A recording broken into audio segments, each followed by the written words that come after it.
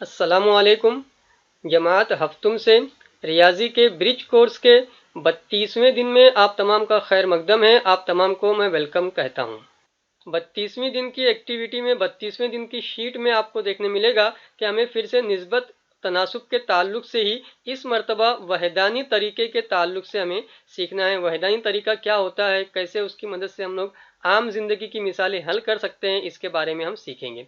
यहाँ पर इन्होंने लिख करके बताया आपको वहदानी तरीका या उसकी तारीफ जिसे आप लोग कह सकते हैं, कई चीज़ों की कीमत से तकसीम करके एक चीज की कीमत मालूम करना। तो बहुत सारी चीजों की कीमत हमारे पास रहेगी और उससे हम क्या करेंगे, तो एक चीज की कीमत मालूम करेंगे। कैसे मालूम करेंगे, तो बहुत सारों की तरफ से एक की तरफ जाने के लिए हमें करना रहेगा तकसीम।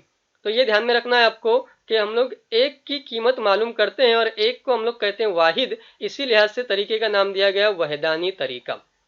उसके बाद हमारे पास जब एक की कीमत आ जाएगी तो उस एक चीज की कीमत से जर्ब करके फिर से हम लोग कई चीजों की कीमत को मालूम कर सकते हैं। तो कैसे मालूम करेंगे, हम लोग जर्ब करके मालूम करेंगे। तो हमें कई चीजों की कीमत से कई चीजों की कीमत मालूम करने के लिए पहले तकसीम करके एक चीज की हेल्प लेना रहता है, फिर उस एक चीज की हेल्प ले करके हम जर्ब करके आगे का काम कर सकते हैं। मुझे उम्मीद है कि आपको मिसालों की मदद से और बात समझ में आएगी। जैसे यहाँ पर आपको बताया उन्होंने कि 10 बयाजों की कीमत 200 रुपये है। तो यहाँ पर आपको ये जो 200 रुपये कीमत बताई गई है, ये कीमत 10 बयाजों के बारे में बताया गया है। अब हमको मालूम क्या करना है, 4 बयाजों की कीमत कितनी रहेगी। तो पहले हम एक बयाज की कीमत मालूम करने की कोशिश करेंगे। एक बयाज की कीमत जब हमारे पास आ जाएगी तकसीम करने के बाद, तो उसके बाद हम जर्ब करके चाहे जितनी बयाजों की कीमत मालूम कर सकते हैं। जैसे यहाँ पर आप देखेंगे तो 10 बयाज की कीमत 200 रुपये है। उन्होंने पहले एक बयाज की कीमत मालूम करने की कोशिश की। कैसे मालूम किया उन्होंने, तो तकसीम कर दिया। जो 200 रुपया था उसको उन्होंने तकसीम कर दिया 10 से और एक बयाज की कीमत आ गई 20 रुपये। अब एक बयाज की कीमत 20 रुपये है, तो 4 बयाजों की कीमत मालूम करने के लिए हमको क्या करना है, उस 20 को 4 से जर्ब दे देना है और हमारे पास जवाब आ जाएगा 80 रुपये। ठीक है, यही बात आपको यहाँ पर देखने मिलेगी।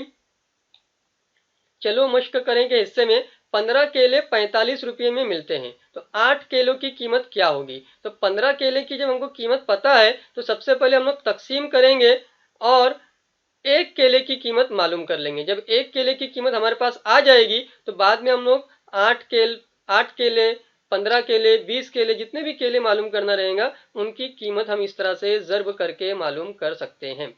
तो इस तरह से हम लोग पहले तकसीम करके एक की कीमत मालूम कर लेते हैं, फिर उसके बाद जर्ब करके चाहे जितने चीजों की कीमत मालूम करना हो वो मालूम कर सकते हैं।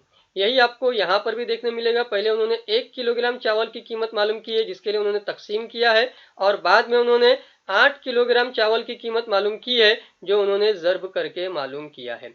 हमारे पास सॉल्व करने के लिए इस तरह से 3 मिसालें हैं, ऐसा हम कह सकते हैं। थोड़ा सा ये सवाल नंबर 3 है, ये थोड़ा सा वहां पर वो मिसमैच हो गया है प्रिंट के टाइम पर सेटिंग करते वक्त। ठीक है, तो हम तीनों सवालों को डिटेल में समझते हैं।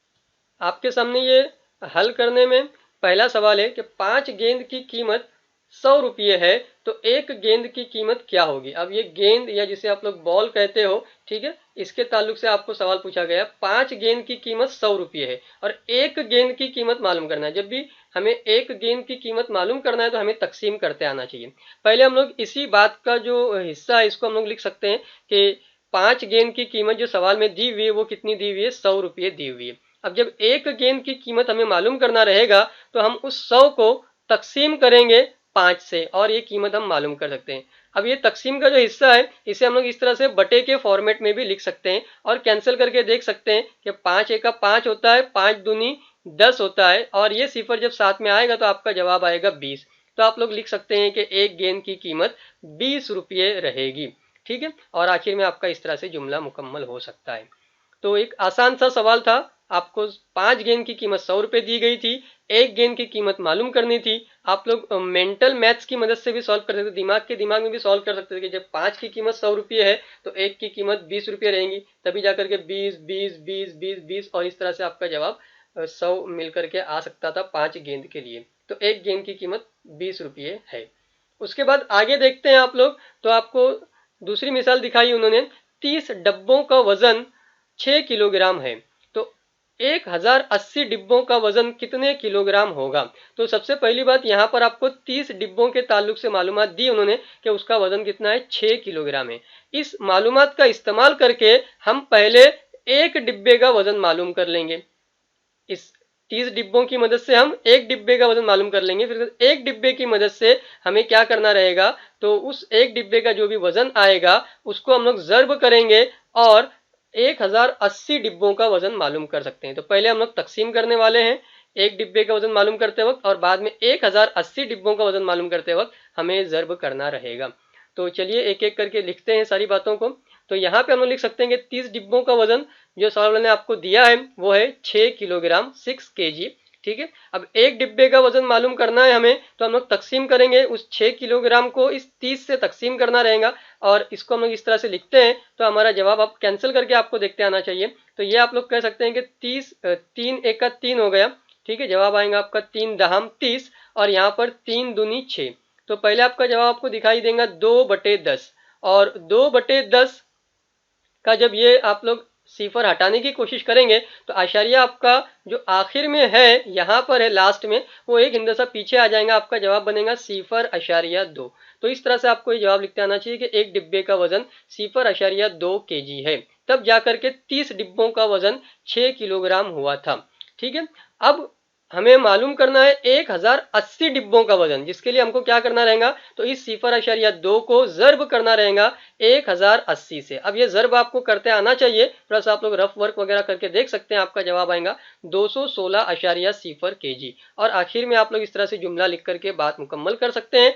1080 डिब्बों का वजन 216 केजी ग्राम किलोग्राम होगा। केजी किलोग्राम एक ही बात होती है। उसके बाद आपके सामने जो आखिरी सवाल है, 14 कुर्सियों की कीमत 5,992। तो जब 14 कुर्सियों की कीमत है तो पहले हम लोग क्या करेंगे, एक कुर्सी की कीमत मालूम कर लेंगे। कैसे मालूम करेंगे, तो इस कीमत को हम लोग तकसीम कर देंगे और एक की तरफ पहुंचेंगे।